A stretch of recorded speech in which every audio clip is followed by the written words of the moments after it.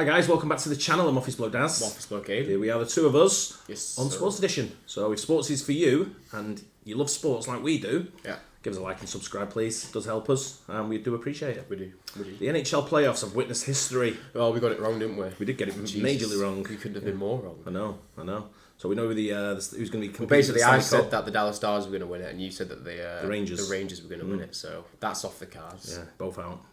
So should we see what this is about? Yeah. Hockey Psychology, great channel that we like to go to. Love it. Explains it very well for us beginners, if you want, or amateurs. Yeah, let's get into it. The NHL playoffs have witnessed history. It's November 23rd, 2023. After an abysmal 2-9-1 start to the season, the Edmonton Oilers are getting spanked 5-1 by the Carolina Hurricanes. After being named the favorites to win the Cup coming into the season, the Oilers are somehow sitting firmly in the basement of the NHL standings. With a coaching change already taking place and nothing going right for their superstars, this moment between Connor McDavid and Leon Draisaitl seemed like rock bottom for the entire franchise. Fast forward from that exact game 8 months later, and the Edmonton Oilers are 55-21-5 including the playoffs, and now they are 4 wins away from winning a Stanley Cup. Their 5 points crazy, are isn't the it? fewest through 12 games in NHL history by a team that eventually went on to play in the Stanley Cup final. Right now we're witnessing one of the greatest comebacks unfold in front of our eyes, and when you take a deeper look into their adjustments in this series and throughout the season, it may just be enough to complete the story. That's a great name though, Chris Knobloch, isn't it? Knobloch. It's like a wrestling move. There's no way he got through school easy enough though. Yeah, it's like a wrestling move in Knobloch. WWE, isn't it? He's got him in a knobloch! Yeah, but one that's been banned. After nobody was willing to give them a chance against the Dallas Stars, the Oilers just eliminated the best team in the West in 6 games. Edmonton has gone through adversity all season long, but their structure and adjustments have allowed them to navigate through the mess when things get ugly. What we saw in this series against the Dallas Stars is the accumulation of how much this team has evolved into the monster they are today. A big reason for that is because of their special teams, and in Game 6, the Oilers went 2 for 2 on the power play while going a perfect 3 for 3 on the penalty kill.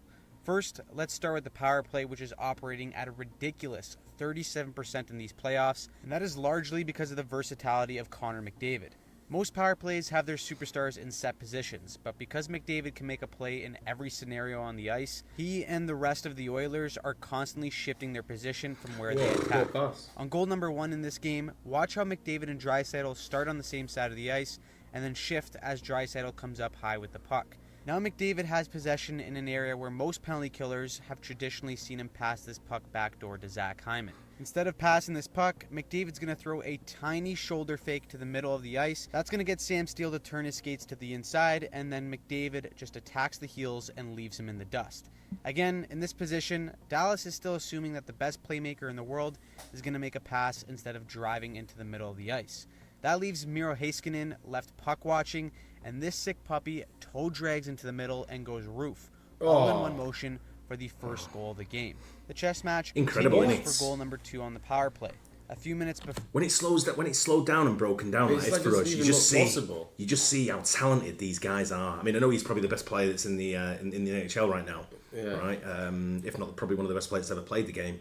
Connor McDavid, but I don't know. Well, you've got the Gretzky, who's probably number 1, but then you've got other players as well over the years that have dominated just as much. But at the moment, I know he's probably ranked the top player in the league, right?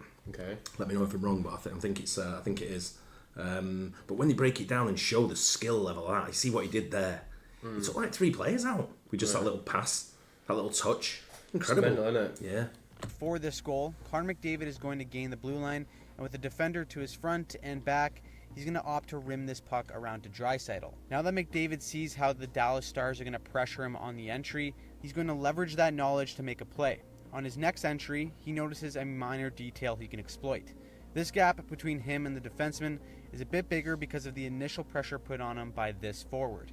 With McDavid knowing that eventually that forward is going to peel off and cover the drop pass behind him, McDavid's patience opens up a second of space for him to attack, and he perfectly dishes it to Hyman for goal number 2 on the power play. Just pure brilliance from the best player on the planet, and his tiny adjustments mixed with the versatility of the Oilers' power play gets them a quick 2-goal lead. Next, of course, is the penalty kill.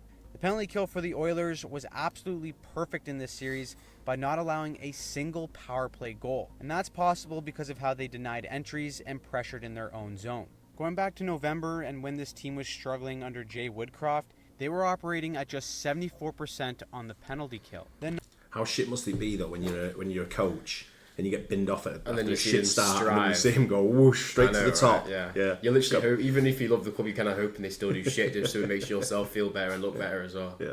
Knoblauch came in and gave consistency and purpose with every penalty killer. Instead of having pairs that put guys in spots that didn't suit their strengths, Knoblauch tweaked the personnel and structure to improve it to an 89% kill rate.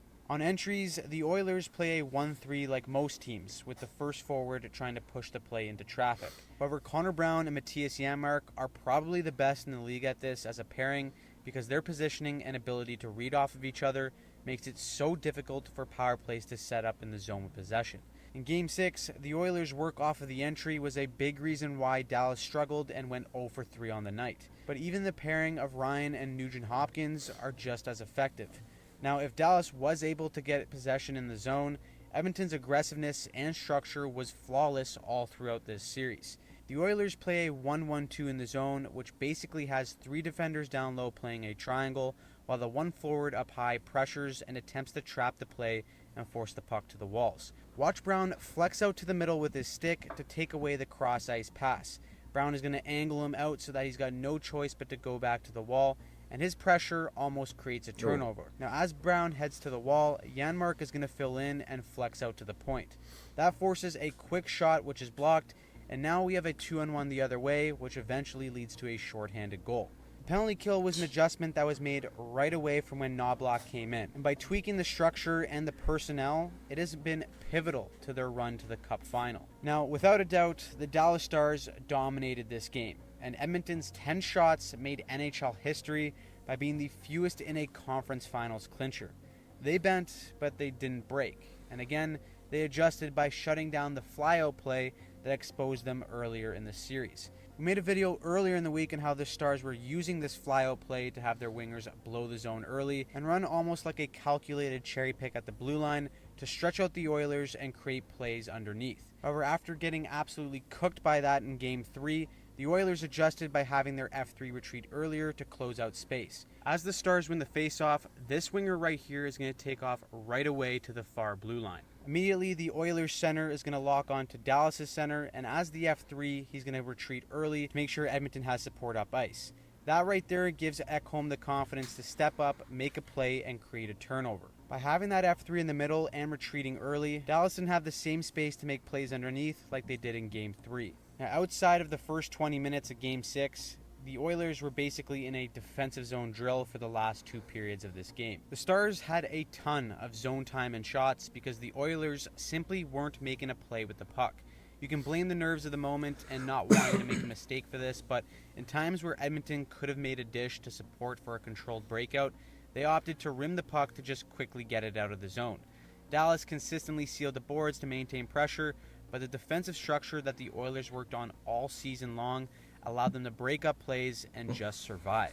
Of course, the main reason why the Oilers won this game was because of Stuart Skinner. He stopped 34 out of 35 shots for a .971 save percentage. So they had 34 out of 35 saves, 35 shots on target, I guess. Yeah. And what did the Edmonton have? Less than 10. It was 10, right? It was under 10, it said, didn't it? But it was 10. Yeah. Look at that. That's mental, like, man. Pepper in the goal, right? I know, Jesus. Talk about the Unless Real Madrid. that's average. Like, they must be like the Real Madrid of hockey. Just sit back and take all the pressure and just boom, go for it. Score. Yeah, I know, right? Always find a way. That was the highest save percentage in a conference finals game in Oilers history.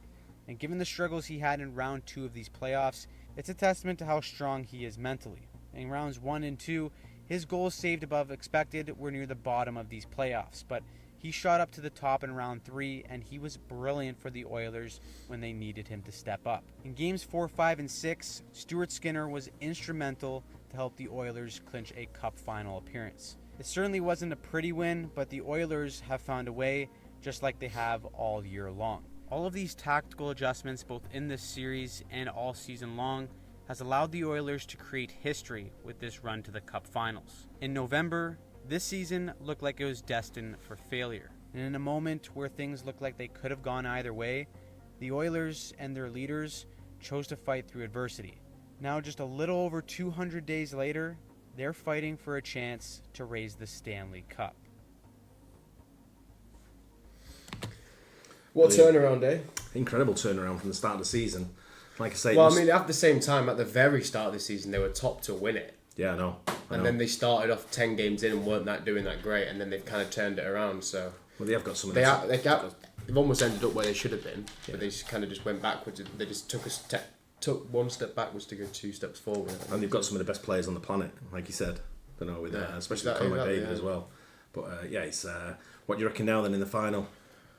Oh, I think considering watching that, like they always find a way. The Oilers can't do this and come this far, and it's if that keeper. At the same time, I think the Panthers. What's that? 2 years in a row? I've been in the finals. Yeah, going to lose it 2 years in a row. I don't think so. I think the Panthers will win it. Panthers will take it. Do you think? Yeah, it's you think if that keeper plays up to the standards he's been playing, then that's what's going to keep him in the game. But if he has an off day or an off few games, then it could cost them. Could be very costly for them, right? Yeah, realistically. So Pepper in the goal, 34 out of 35. That's incredible. That brilliant. All right, 0.97 was it or something? Yeah. Ratio. Save percentage. Yeah, incredible. Anyway, enjoyed that. Hope you guys enjoyed it as well. Let us know in the comments who you think's going to win.